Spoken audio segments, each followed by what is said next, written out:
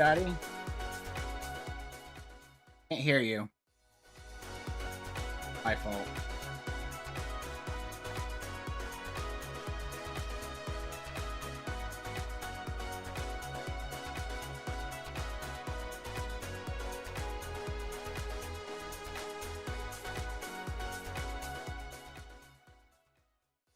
It's my fault.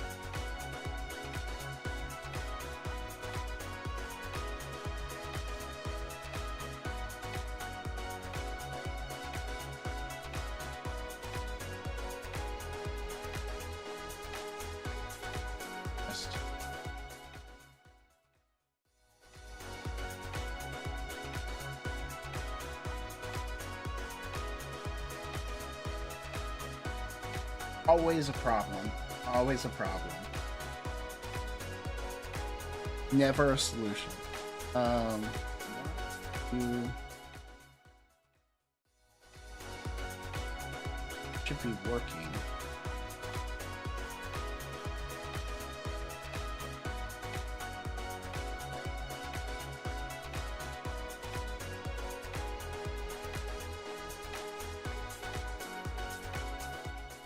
My lord. I do this all the time. You think it would...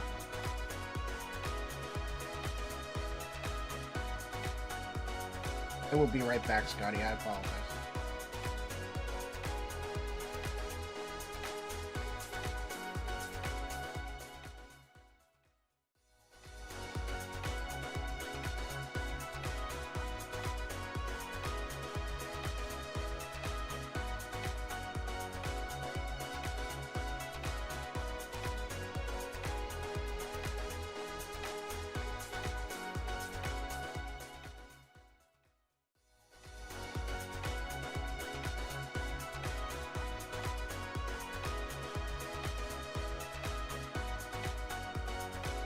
Try saying something, Scotty?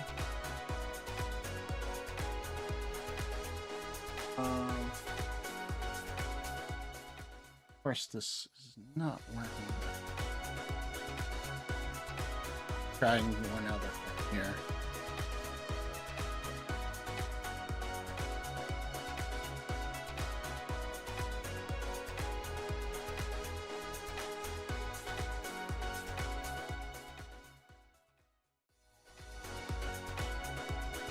Yeah, me. Okay.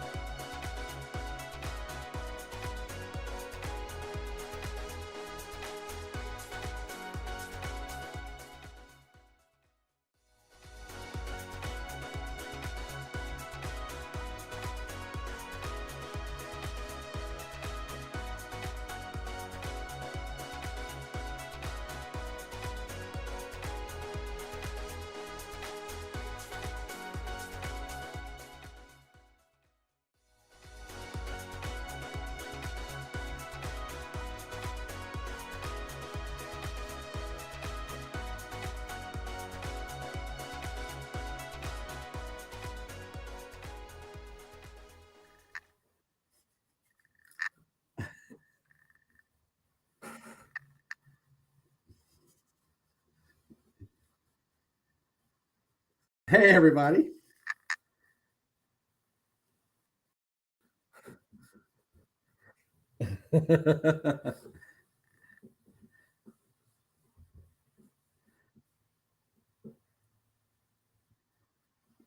Because I turned off my mic while we were testing. Now you should be able to hear me. Hello, everyone. Now that you're hearing me. I'm telling you, I do this 3 times a week, no problem. I get a guest on, always fails. Every single time. Um, so, uh, so I've been a huge fan of Yo-Yo's, like I was saying, for a long time. Why don't you just, for the people who don't know you, because I'm sure there's some people who don't, why don't you go ahead and tell us a little bit about yourself? Oh, okay, yeah. First off, I want to apologize. I do have a sinus infection, so it's on the tail end of it, but I might have a sneeze or something or a cough. So I just want to warn you ahead of time. Does everybody hear me okay? Hear everyone okay, they say. Okay, okay, good. So, yeah, I got started. It was probably it's about 12 years ago now. I got my group together at work. They were like, "Oh, let's play D&D." And they were like, "You're going to be the dungeon master because no one else knows how to do it." I'm like, "Okay, cool." So we started playing, and we had these players who were like having a hard time, like with the theater of the mind, and all of them were like new to D&D, like that, they weren't really, they hadn't played before. And so I'm one of those people that likes visuals too. So I kind of understood it. And I'm like, and I've always played war games. So I thought, well, let me try to make something where the players will have like a visual, like they'll have a dungeon or whatever laid out instead of just theater of the mind. So I'm like, well, how can I do this cheap and quick so I can, get games ready? And yeah. And also another problem is I play a lot of war games and the terrain is very vertical, right? So it blocks your sight. You can't really sit down and play a war game. You kind of have to stand up because if you play a proper war game, because there's all this high terrain, right? So I didn't want that because that's not fun for an RPG game to have all this stuff in your way, right? So I was like, how can I make stuff that won't obstruct the vision? And that's when I came up with the cardboard tiles with like the walls that were just like simulated walls with strips of cardboard on the side, right? And I called it 2.5D. So the players loved it, right? They were just geeking out over it. And those people that had problems with the visual, where's my person, we're able to see everything. Yeah, and I get that. I totally get that. And so they were loving it so much. I was like, I really should do something about telling somebody about this. So I thought, oh, okay, I'll do like two YouTube videos. So I just set up a camera. It was just the crudest thing. I just kind of talked into the camera and told what I was doing while I was doing it. There was no voiceover or anything. It was all into all in the camera and everything. And it kind of caught on. And I thought, oh, if I get 100 subscribers, at least I helped 100 people, right? It got 100, and then they got 200, and they got 1,000, and they got 10,000, so it was like, and it kept going. And then now it's exploded so that you can't even turn on YouTube without, if you're interested in terrain building, there's hundreds of, and there's a new one every day, right? And it's like, which is great. That's so fantastic. And as I went along, I kind of got everything out I felt like I needed to, and I felt like I should pass the terrain thing on to the next generation, right? They still call me craft father, and I still craft for my games. I still do miniatures. I love miniatures and terrain. These days, I do a lot of 3D printing just because it's so cool, miniatures and stuff. You can get so many miniatures, so many cool miniatures. And, when I started, there was none of that. There was no 3D printing. You could barely find models, for your games. So I made a lot of stuff because you just couldn't get it. You couldn't find it. But with so I started in high school, and then I stopped playing like after college, and then I started wanting to play again. And I'm like, but I have to buy terrain. I have to do all that. And then I found your channel. So that started another 20 years worth of almost 20 years. Have you been doing it that long? Holy cow. It's been about 12 years now. 12 years? Okay. That I've been doing it. Yeah. So it's been, I've been doing it. I started playing again back when I found your channel and I started wanting to do stuff in person. And then COVID happened.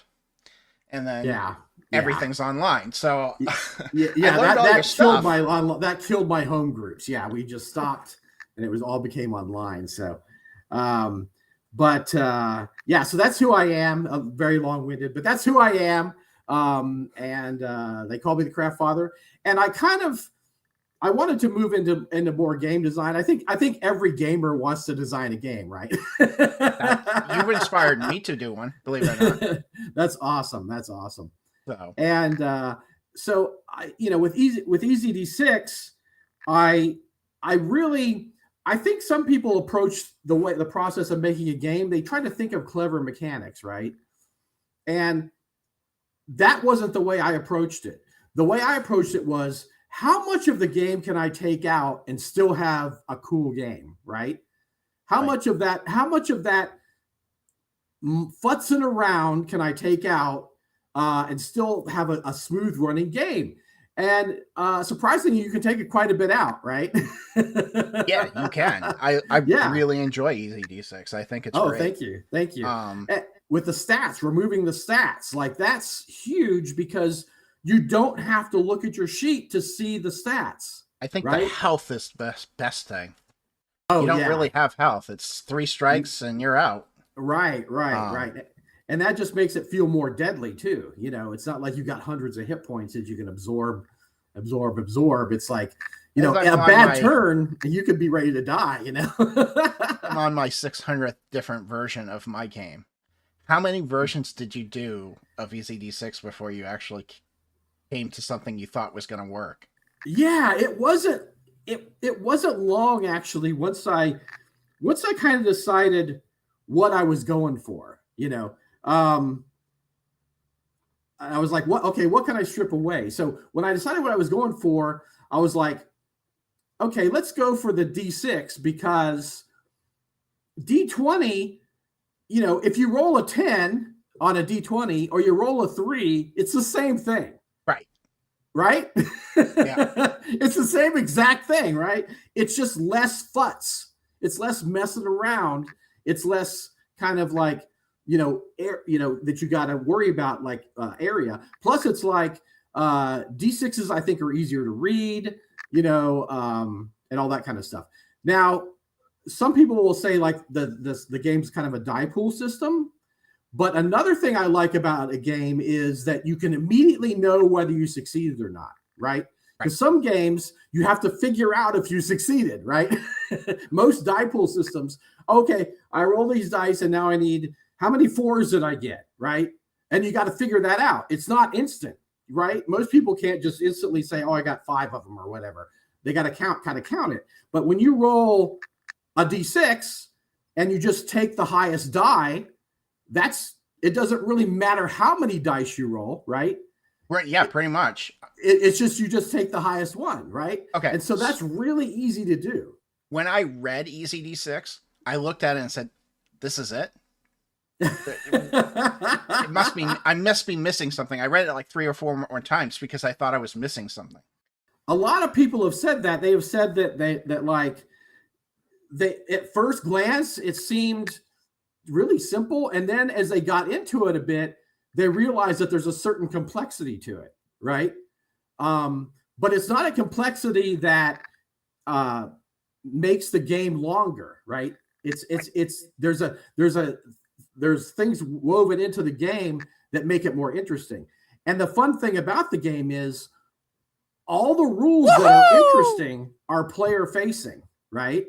Right. Because the main rule of the game is I tell you the number to roll on a D6 and you just have to roll that number. Woohoo! That's it. there's no other futzing around with the game master, right? So, but you have choices, right? The players have cool choices. They can use karma to boost their rolls. They can decide when and if not to, because you might want to get more karma. Maybe you could pay to make this a success, but like, maybe I'll get another karma. You know what I'm saying? It's I have a cool a player choice. who plays that way. All they do is they try to lose so they can gain karma. I had to remind them that they can only gain karma once a round. Right. So you have this nice, simple system. You're making a new book. How do you expand upon something so simple? Without getting rid of the adding complexity? Was that a challenge? Right. No, it wasn't, because it was more of a flavor aspect, right? Like the flavor of the new book, Wasted World, is different. It does have a little bit more complexity to it, but not much. And I even say with like some optional rules that are in there, you can use these or not, right? You can use these extra rules or you just not use them. The complexity really doesn't jump up much, but there are a couple things because the setting itself demands certain things, right?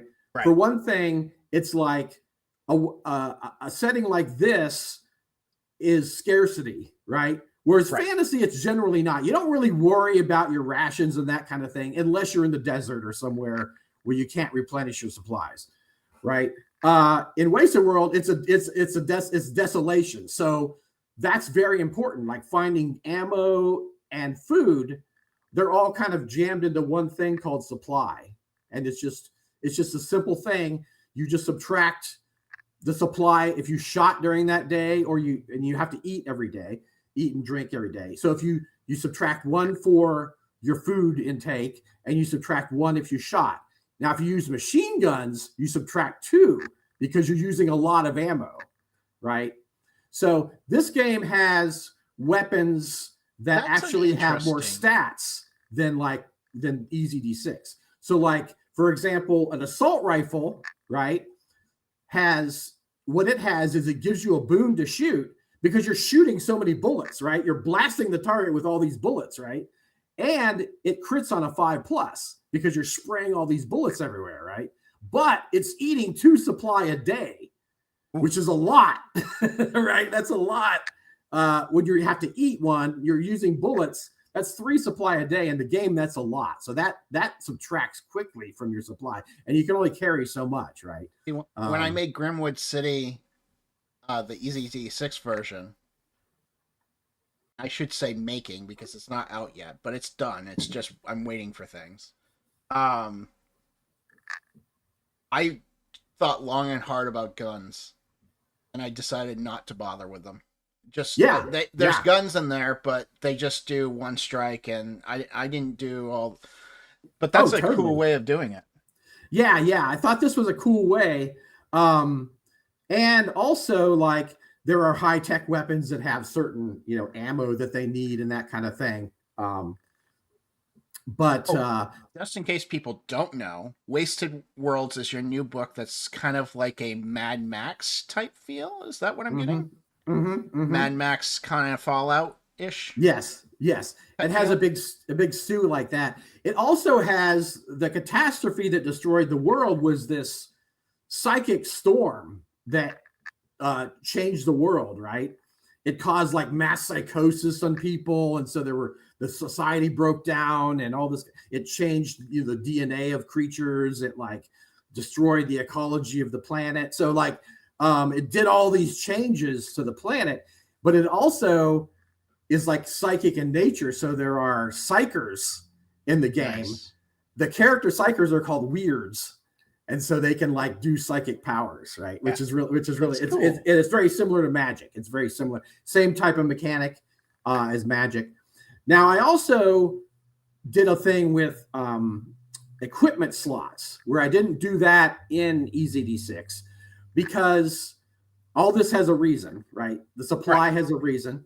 The equipment slots have a reason because in a fantasy game, when you get your weapons, you tend to just keep those weapons, right? Right. If you're a sword master, you keep your sword. Maybe you get a better sword, right? And a dagger and a crossbow or whatever. But you don't really just get a bunch of weapons, right? Well, in Wasted World, there are a lot of different weapons that do different things, right? So, especially like tech weapons. So, like, you could go crazy and have too many things, right? So instead of the rabble rouser having to arbitrate every time that you're overloaded, there's a pretty simple just inventory system that works. It's pretty similar to, you just have a certain number of slots, just like So pretty similar much to Index Card RPG. Yeah, exactly. Very similar to Index Card RPG. And so just so you don't go crazy with it, like you don't have a rocket launcher, an assault rifle, a bow, a lance, whatever. Carrying, Rambo with right, like 20 weapons, right, for one weapon for every occasion. So that helps. That helps with that. And then there's something else I did in this that I didn't do in the original game, which is some of the paths have their own inclinations, right? Ooh. So like there's muties, okay, and they have their mutie inclinations, right? Are you going to end up making me rewrite Grimwood? I hope not. And like androids have like android inclinations, but you can still take from the regular inclination. Like you have to take a certain amount from the regular inclination list, but certain things have their own inclination list, right? So it's pretty cool. So that makes them even more separate from the regular characters. You also added vehicles in this too. Yes. That was tricky because it's easy to go crazy with rules, right, on vehicles. So, and that is not EZD6, right? I think there are kind of two things with vehicles. One is like almost like a war game thing, which is not EZD6. Right. And the other one is like just too hand wavy, right? I wanted it to feel visceral and dangerous, right? So there are like vehicles have strikes. They have structural strikes instead of regular strikes. They also have armor saves, which even NPC vehicles have armor saves. So the vehicles have armor saves. And that's the big difference. Is you do certain maneuver rolls, and there's a few rolls that, if you lose control of the vehicle or that kind of thing. But that's about it. Most of it is just like, because no rule can cover all the things that can happen with your driving, right? Right. Pretty much. I mean, unless it's like a total war game, right? Unless it's like all spelled out, pages and pages of war game kind of type rules. And I did not want that. Who's writing rules for his system for vehicles? Vehicles are really hard to write rules for and make it not complex. Yes, it is. They get complex very quickly.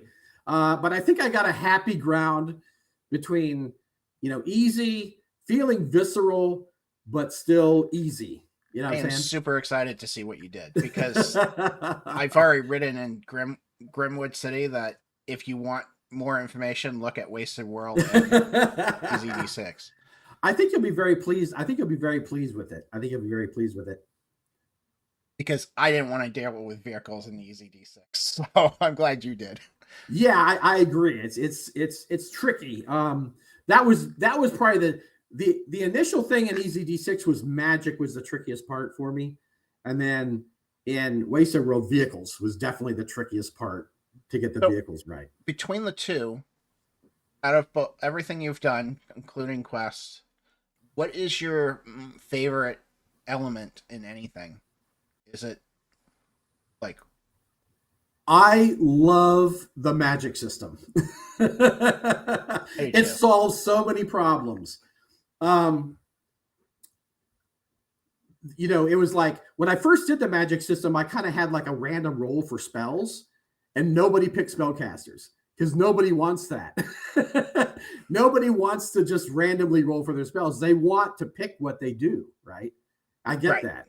So I was like, okay, this isn't working. Let's try something else.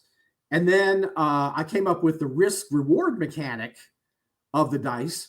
And I just loved how it worked out, because there were a few things. One, I didn't want it to feel like a melee attack. I wanted it to feel different, right? Because in, like, say, D&D, for example, if you hit something with a sword or you shoot it with a firebolt, it's the exact same thing. You just roll the hit and you roll your damage. That's it. With this, it feels different, right? It feels dangerous. It feels different. I also like the risk reward where you can decide how many dice you roll. I like the spell burn where you can still cast a spell if you really want to by taking damage on yourself, which is really dangerous. And so I'm not a huge fan of the thing where if people fail spells, you have to roll on a random chart and you grow a tentacle out of your forehead or something. I'm not a huge fan of that because people have a vision of their character and you're ruining that vision, right? Right. If you force them to do, now, if you give them the choice, that's different, right? If you give them the choice to do that, okay. So there are some things in EZD6, like if like if you die and you're resurrected, you come back with some mark, right? Maybe your hair turns white or your eyes change or whatever, but you choose. I don't roll on a chart and make you take it, right? You choose what the thing is, right? And I like that. Now, I know some people love that kind of randomness, but I don't like it for that reason. I don't like it because it takes away what the player feels about their character, how the player feels about their character. I always feel angry after somebody rolls a random chart for me.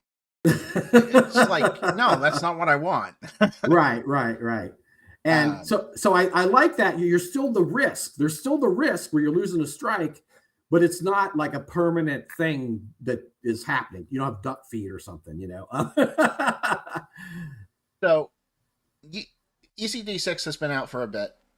How has the community's feedback on EZD6 affected Wasted World?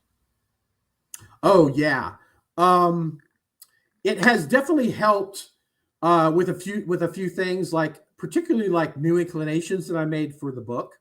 It has a lot of the regular inclinations from the other book, but there are a lot of inclinations in the new book. There's a ton of inclinations because there are like all those for each specific like certain paths, and then there's a bunch for just everybody. Way more than like the original book. So there's a lot of stuff, but people's input definitely helped me think about other inclinations that I could add to the game. Good. I'm glad. I'm excited. I won't lie. I am. It's just like come on, get here, book. It's like it's just taking so long. You keep sending teasers on Discord, and I'm like, yeah, it's like, come on, book. So yeah, we're still waiting for it. So hopefully we'll get it soon. As a person who is writing his own TTRPG, what advice would you give to me? I would say think about what kind of game you want to make. And in my case, it was what kind of experience do I want at the table, right? Do I want an experience where it's super complicated and everybody has to look up something every turn?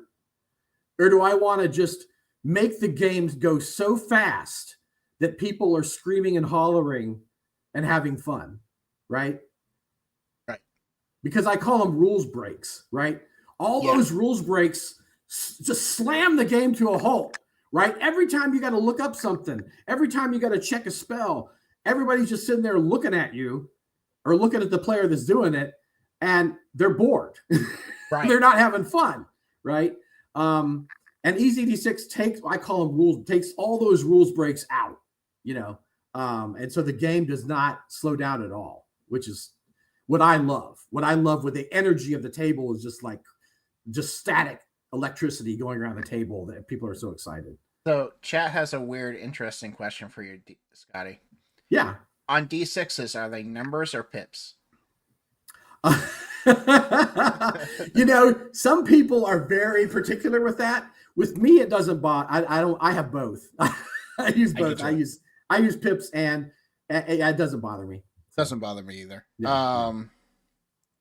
Getting back to the questions I wrote down because I wasn't going to be unprepared.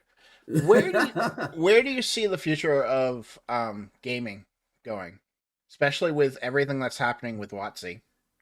Yeah, geez. Talk about shooting yourself in the foot. No. Oh my God. They can't stop shooting themselves in the foot. But every time they do, I sell more EZD6. So keep doing it, WotC. That first time when they did it, I had a huge spike in sales from EZD6. When I bought EZD6. That's cool. Well, thank you. But yeah, Now it's pretty much exclusively what I play on my channel. It's hard for me to play other games. Actually, it's just like because I've got if I don't have it for a game, I can make it right. Carl, I can, I've done so many different variations. I've done like Rocket Patrol with like, pulp sci-fi. I've done a Star Trek kind of version. I've done Vampire Hunters. I've done all kinds of, I've done Terminator teddy bears. I will say EZD6 is really easy to manipulate. It is. It's really easy to hack. Yes. I found writing my Grimwood City, my urban fantasy, was very easy to do, to swap it out for it. And there's getting to be more and more options because of the open license that people can just make whatever they want, and yeah, like there's some really great options. There's like spy, and a friend of mine, Carl, did a historical one, and I was like, I don't know if that's a great fit for EZD6. And then I read it. I'm like, this is genius. This is brilliant. Like, this is great. This game is great. Like, it's a very low fantasy. There's no magic. All the magic is like witches and bad guys and stuff. There's no magic for the characters. It's like a Three Musketeers type, setting. So it's like it's like during the 20 Years' War or whatever in Europe, with the plague and the war and all this stuff. And so it's really good. It's really good. But Assignment Danger is great too. Like Dr. Bruce Dallin, great stuff. Contacted Bruce because I was like, I need that psychic system in my psych. Right? Yeah, it's he's got some great ideas for it. I think it just like his head just exploded like with ideas, like when he saw EZD6, which I love. I think it's great. Another question from chat: do you have any other EZD6 settings in the works other than Wasted Worlds, or that you are thinking about? And what about Quest or any other additional content, like a book of spells or inclination ideas or something like that? Right. I would like I do have actually quite a bit of stuff that I could do, like a companion book to EZD6, like more monsters, like essentially like leveling up, because Wasted World has optional leveling up. So you heard it here. He has a companion book. Yes. And it's not called leveling up. It's called advancement. And that was important to you, right? Yes. And the reason is because you can play with advanced characters with brand new characters. It's not like D&D where if you're like first level and they're fifth level, you're going to die like horribly, right? It's like you can make a new character and play with other characters who've been playing a while. And sure, they're going to be a little better than you, but they're not going to be so good that you can't play together, right? Right. So I wanted to avoid that. I didn't want to have that level. That's one thing I don't like about leveling systems, that you got to keep upping the ante. Why I did milestones with D&D. It was easier just everybody level at the same time. Right. And it gets awkward. Multiple levels, it's the pain. Right. And with EZD6, it's great because someone can't show up that week. It's not like, they don't get a level now or whatever. You know what I'm saying? It's like you can do that. It's fine. They can just jump in. But with the leveling, basically there's a new dice mechanic that's attached to the leveling. It's an option as you advance, and it's called power dice. Okay, so it's a new dice mechanic, and power dice is used after the fact to give a boon to a roll, right? Okay. So if you don't make the roll, if you have any power dice, you can roll those and add them to the roll, but they don't replace dice like your hero die, right? So if you're a magic user, right? So if you're a magic user and you roll a 1, you still can't replace that 1 with the power die. It just adds to the roll. But if you didn't make the target number, you could still try to make the target number and then eat the 1 like normal, right? Nice. Or unless you rolled another 1. Right.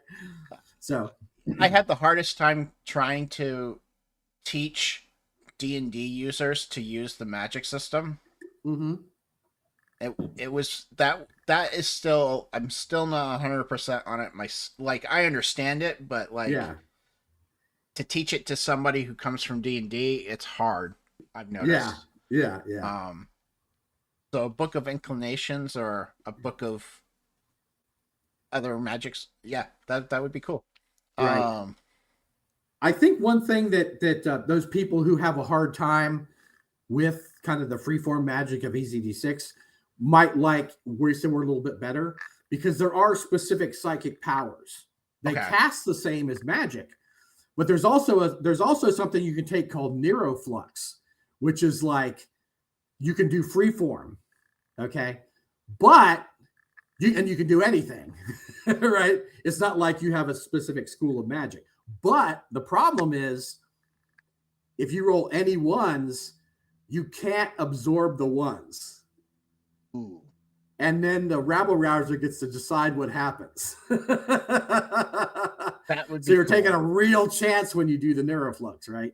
Now, the characters also have a new, something new to them. Is called an edge. And each character path has not only the inclinations they get, not only the inclinations they start with and the ones they get from their list, but they can choose one of two edges. And the edges are like really cool extra things, right? So like, for example, the android can either shock targets that try to grapple them, or they can mimic any voice they hear. Any voice they've heard in the past, they can mimic the voice. It's cool. Or like Wasteland Warriors can actually get another strike. And I have a new mechanic that's called stun. It's called stunning, which it gives them a boon to resist stunning. Or they can have trigger discipline, which they can roll at the end of the day to see if they use up their ammo. And if they roll a 4+, they don't use their ammo, that ammo for the day. So they keep that supply? Yeah, they keep that in supply. That's so there's two of those, and you can choose one, which is really hard because they're both great. They're both great, right? Good, yeah. For the weird, there's the psychic shield, which is like the mystic shield of the wizard, and then there's the neuroflux, which is like just the freeform psychic powers, right? But it's dangerous, like I said, because you can only eat that one with a hero die. You can't take a strike and then eat it. Chat says the androids sound like Terminator T-100 1000. What I was kind of they are similar, but what I was kind of thinking was like, alien androids, and there's actually an inclination called milk blood. That brings a good interest. What other, besides Mad Max and obviously Aliens now, what other influences have helped you create Wasted Worlds? Oh yeah.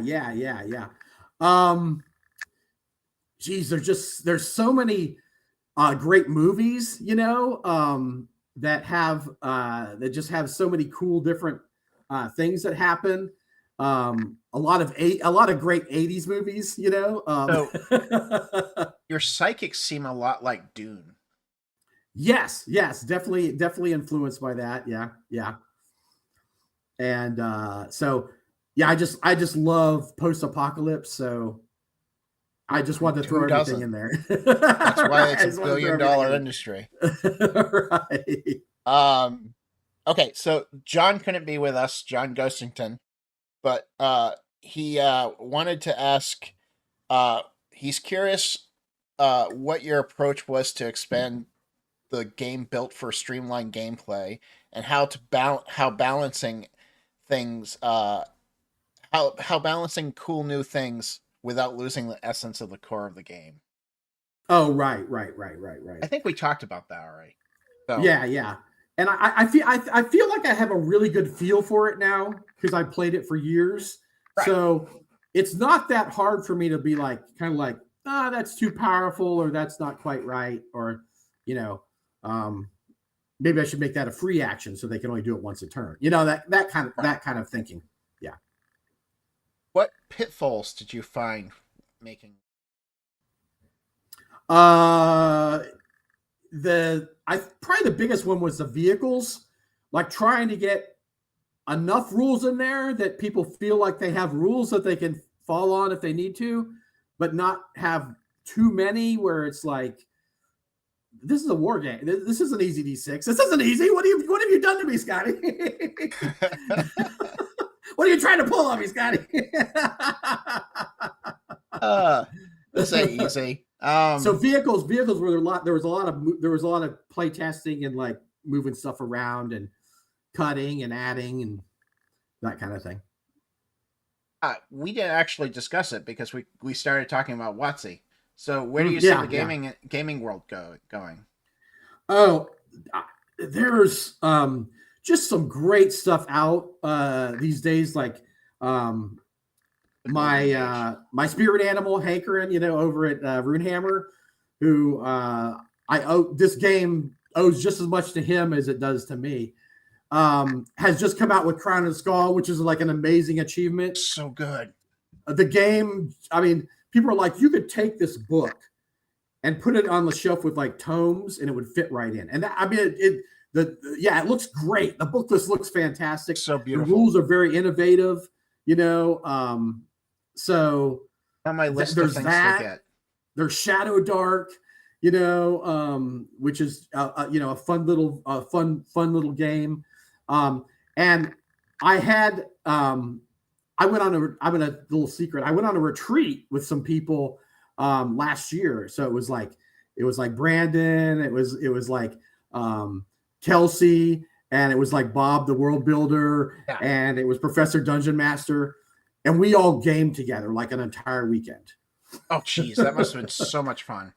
And it was amazing. Like what we did was we broke into groups, created little worlds in our groups and characters, and then we would switch groups and play in those different worlds and different characters. It was interesting because the character I created, I was the last game in that group and played that exact character that I had created the first game for So other groups. Another question from the chat is they like to know if you've done anything to limit healing in Wasted World like you did with the Friar with its limited miracles. Right. There are some ways to heal, mostly drugs, mostly finding drugs. But you have to be careful because most of the drugs, the ones that you can use instantly, like with an injector or something, only heal one strike. And you can't do more than one for a combat or a scene, or it'll give you a strike instead of heal a strike. It overdoses you. So so mostly the healing is between scenes, right? So there's not a lot of healing between, although the weird has a power where they can drain life from targets at a 2-to-1 ratio. So every 2 targets they drain life from, they can heal 1 strike on an ally, right? Awesome. Yeah. That they can probably see if I had to make a guess from all the rest of the stuff. Right. I met Bob, the World Builder, at PAX Unplugged. He's such a nice guy. Oh yeah, totally. Yeah, he's a great guy. They're all so fun and and great. And Baron was there too. So yeah, it was amazing. It was an amazing weekend. That sounds like the weekend that they're having, that they're allowing people to come in to play. The Green Dragon. The Green Dragon Con. I want to go so bad, but I can't talk my wife into the $2,000. I get it, but like the food's provided and all this stuff. So. Perfectly good, fair price. Yeah. And just gaming with all these people, like all these amazing people. Like these people are, crazy good. I mean, I'll just tell you, it's just every game is just fun. Yeah, I bet. So let's see here. What else did I have for my questions? What's your favorite mechanic from Wasted Worlds? Oh, my favorite mechanic from Wasted World. I like how deadly things can be, because like weapons can do multiple strikes. Good. Like rocket launchers. And there's a thing called a blast gun, which is like, crazy.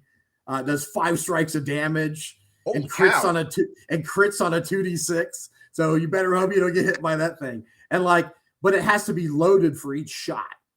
Like there's cores that you have to load into it for each shot. So I mean, it's you got to find the ammo, right? So it's not like you're going to have 100 shots or something. You might have a couple shots, but still, yeah, you don't want to get hit by something like that. And the monsters are crazy cool. There's some like, you think like the demon and the dragon and EZD6 are bad. I've got hold my beer. I've got like I got this thing called the Doom Stomper, which is like essentially like a mini kaiju. And it's just crazy. It has like 30 strikes. That's gonna be fun. It's just crazy. Hold my dice. And the monsters are just super fun. Like the monsters are just really great. I'm excited. I'm really excited for your book. I've been thank you. at the like every time you put something out, I'm hopping on Discord just to see it. Well, thank you. We both Brandon and I appreciate it. I don't know if you run the Discord, but that Discord is so friendly. I do run it. Yeah, I do run it. I came in and they were just so nice. Yeah, I have not had a problem on there at all with people. So that's been great. No, if you're not part of the Discord is super great. They're so helpful and friendly. Yeah, you can get your questions answered immediately by somebody. Carl, a good friend of mine, he's on there all the time, and he's answering all kinds of like questions. He did like a frequently asked questions document, so you got that. There's always somebody on there to help you. Yeah, they're pretty much. I've just been talking about other things, and they've been helpful in that too. Totally. Has technology changed the way you looked at Wasted World versus EZD6? Because it's changed quite a bit since. Yeah, it has. Not particularly. I think the only thing that changed was my working with Brandon to do the book, because it was like my first book. I was just like, I was much more scattered, and trying to get everything together. But with Wasted World, I knew what he was looking for. I knew the only problem with Wasted World was I did too much, right? I did too much for a book, right? Because we wanted to keep the books between about 150, not over 150 pages. Right. So good size. Yeah. So we were trying to keep it in that, and I did over that. So I'll have a way to get that other stuff. I'm trying to have a way to get that other stuff out there, but the main core is definitely in the book, but there are some outliers that didn't quite make it. Got cut. They always are. Yeah. And not because they weren't good, just because I'm in the middle of cutting stuff on my book. You have to cut it. Yes. Or add. Yes. I've had points where I've had to add too. I've cut too much and had to put some back. What's the most here's another Weekender asked, what's the most creative hack or homebrew mechanic you've ever seen for EZD6?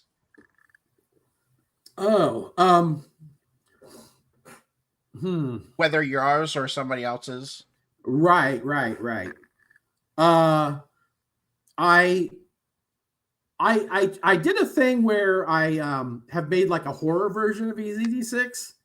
And actually, Carl used this mechanic in his game for that. I tell you about the 20 Years War. He kind of stole it with my approval. Basically, it's stress instead of karma. So when I do like a horror game, I have like a horror version that's kind of like just your normal people, right? You're not like superheroes. You're not like, all these, have all this gear and stuff type situation. Right. You're just normal Joes, like in a bad situation, right? So there are inclinations and everything, but there's stress instead of karma, because karma is more for heroics, right? Stress is, it still gives you ability to manipulate the dice, but how stress works is for every point of stress you take on your character, you can adjust your die 1 pip. But if you take 3 stress, you lose the stress and gain an immediate strike. Yeah. And then it resets, right? And then you can take 3 more stress. You So have to rewrite Grimwood. you're killing yourself. It works great. Yeah, it's fantastic. But I also had inclinations in the horror version where it helps you get rid of stress. Like you can like there's like someone that has marijuana or whatever that you can share it with the group or whatever or if you find alcohol or drugs during an adventure, you can drink and lose stress, but you got to be careful you don't get drunk, right? Right. You don't get too crazy. So there are ways, or sleeping, away from danger. So there are ways to get rid of stress, but yeah, but it's really much more deadly with the stress. So you've written a great book, EZD6. You have another great one coming out. What has surprised you about those books? Like, has there been anything that surprised you? Maybe the love for them, or what surprised me is that people are still talking about it. Because do you know how many books are on Drive Through RPG? Oh God, tons. Like there'll be an RPG come on there, it'll fall off the list or whatever, and they'll never see it again, right? I'm so terrified about that. Yes. Yeah, that's very common. But EZD6 is hung on there. Like it's, in the small publishers, it's still, usually between like the 10th and 15th, on the list. And it's been either lower than that or that since it came out in awesome. last June or whatever. So not the last June, but the June before that. So let's just hope Gutsy screws himself over one more time. Boost you a little bit more. Yeah. I'm hoping. Or maybe Pathfinder will. Yeah, but the love for the game is great, and people more and more people are finding it, and I just think it's great because it's so fun. It's just a breath of fresh air at the table, and it's like if my selling thing is if I could run a game for you, you'll immediately want this game, right? Like it's just when you see the table experience of the game, that immediately sells the game, right? So much fun. I have so much fun running the game because I don't really have to think to run it. Right, exactly. I call it RAM in your head, right? So all that RAM that you have to use for rules is taking away from making the game cool, right? Because you have to think about other stuff. But if you're just concentrated, if the rules are so easy, they're running themselves, you can totally think about what's happening in the game, what the players are doing, and when you're present like that, 100% present, you can react to the characters and give them what they want. You know what I'm saying? Because characters, good role players are always throwing little nuggets at you, right? And good game masters will pick those up and use them, right? 100%. Yeah. So my wife games with me, and what she tells every player every time we set up a new session, don't give him ideas. Right, exactly. That's the best place to get ideas from. And players will come up with stuff that you didn't even think of. Players will create their own story. You just have to guide them. Right. Half the time. Right. And players have a certain, and it's the system makes it so easy to play that type of character you want, right? It does. Because there's not rules that get in the way of that. It's like, oh, I can't be this way because the rule says I do this, right? Right. There's no rules like that, so you can do what you can be whatever character you want. The inclinations just kind of enhance the mechanics of that. But I also that's why I like the inclinations, because you can make characters that you really can't make in games like D&D. Like you could make a thiefly warrior, right? Easily in EZD6. You can make a holy warrior. You can make a thiefly warrior. You can make someone who's totally based around luck. They get extra karma and the hero die and all that stuff. And because when you do that, then you need that because you don't have the excellent inclinations that give you boons to do stuff, right? Yeah. Because if you have boons, you're generally not using as much karma. But if you don't, then you're eating more karma. You have to eat more karma. So you can totally, and like thiefly characters like the rascal, like they don't have to be, like a thief. I mean, they seem like they're a thief, but they don't have to be like a thief. I love the falling forward too, the failing forward type. Where Oh yeah, players me get too. the bonus for failing. Mm-hmm. I Because it have a always player sucks that loves that. it always sucks to fail a roll, right? And just getting something for that is just, it takes that boo-boo away. It takes that sting away. And it's also, like we've talked about earlier, it's a decision, right? It's like maybe you could pay this to succeed, but I want that extra karma because I don't know, we got something tough coming up ahead, and I want to have a few karma just in case. Right. All right. A good question that 2 people requested. One said it, and then one said this question. Mm-hmm. What kind of content or hacks would you like to see people make with your game? Oh man. What I like is that you can get into those really niche genres, right? And that's why I wanted to open this game up, because I can't make every genre. I can't make every niche genre, right? Right. So if we have the community who's excited about the game and really into the game, they can make their own niche genres, and then we all have more to choose from, right? Kind of like people were the other day on Discord, people were like, let's make an urban fantasy. Let's make an urban fantasy. I'm like, yeah, where's one's being made? It's coming. Right, exactly. And so, I think that's great. That I want to answer that question. I want to see a superhero game, and I might make it, but I do want to see a superhero game. Yeah, that would be cool. And my kind of thinking on that is really like more arbitration than rules, right? Right. So say you're a superhero, and you being a superhero with super strength is different than a warrior having a strength, right? Right. The superhero is going to be able to outlift the warrior in general, right? Unless it's some magical thing. Yeah. So they can lift the car up where a warrior might not be able to lift the edge of the car up. You know what I'm saying? They're not. So really it's just a way of like setting your mind to a certain power level, right?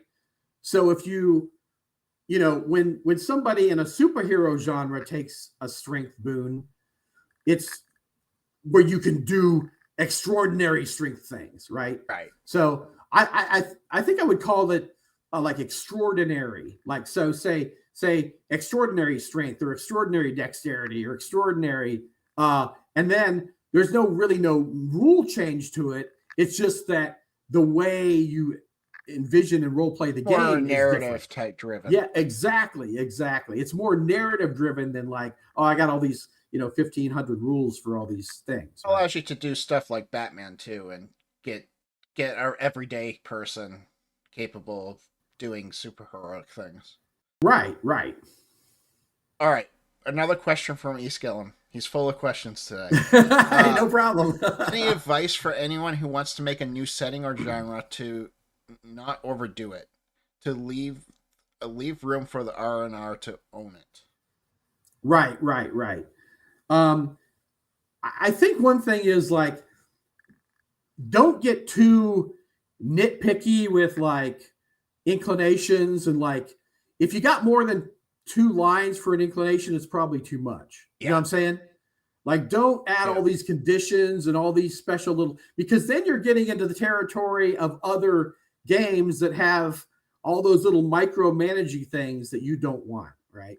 My advice for this after writing one is focus on the narrative, not necessarily the mechanics. Yes. Let the mechanics go and focus on the narrative. Yes. And that was really hard for me to do. Yeah, right. It is hard. And it's hard, thinking of new stuff that's outside the limit of the other stuff, right? Because I've seen some stuff that's like kind of like, having experience with the game, it's like, yeah, I don't know if that works so well. You know what I'm saying? Right. Like seeing people write some stuff that, I'm not sure how well that's going to work. It has helped me significantly, because I and wrote usually some stuff that I was like, no, not going to work after talking to them. Because usually it's just too verbose or it's too much. They're trying to add too much to the rule and not let the players or let the RR arbitrate it. There's a reason why Grimwood has 70 pages of lore and only like 30 pages of rules and regulations. Exactly. So, exactly. And then the rest of the book is monsters. I went crazy with monsters. It's so easy to go crazy. I just love adding monsters. Well, Scotty, I don't want to keep you any longer. This has been so amazing and so much fun. Maybe next time when you write a book, we'll do it again. Oh, I'd love to. That'd be great. Why don't you, if you don't mind, just stick around for a sec? I'm just gonna do a raid and get people into another. Cool. Yeah. Thing, and then I want to officially thank you. Just take me a second here. Okay, just so everybody knows, this Friday we have Brimwood coming up, which is EZD6. And then Sunday we have Pirate Borg. So more chaos with Pirate Borg. Fun times. And let's go ahead and get you guys to